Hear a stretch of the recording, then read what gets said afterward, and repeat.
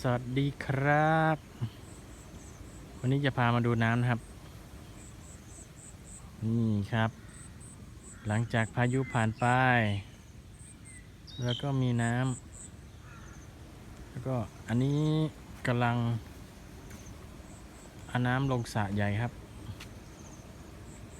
น้ำไหลมาจากนานะครับเอาลงสระขนาด50ไร่ครับสระหมู่บ้าน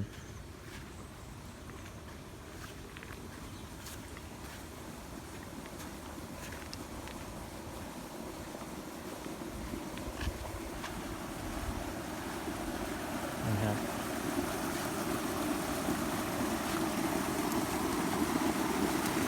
เก็บน้ำไม่ใช้ครับตอนหน้าแล้ง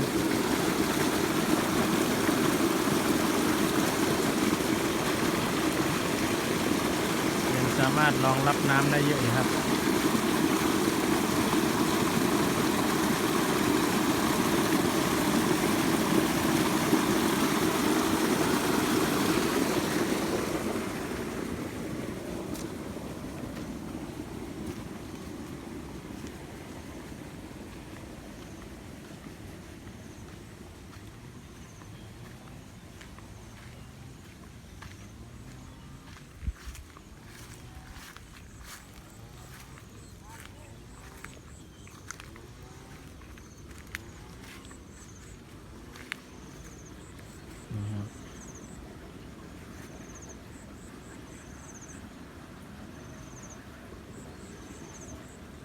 เก็บไว้ในสระ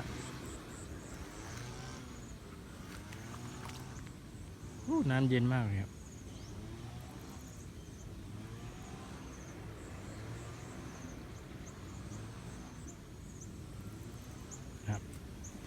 เดี๋ยวจะพา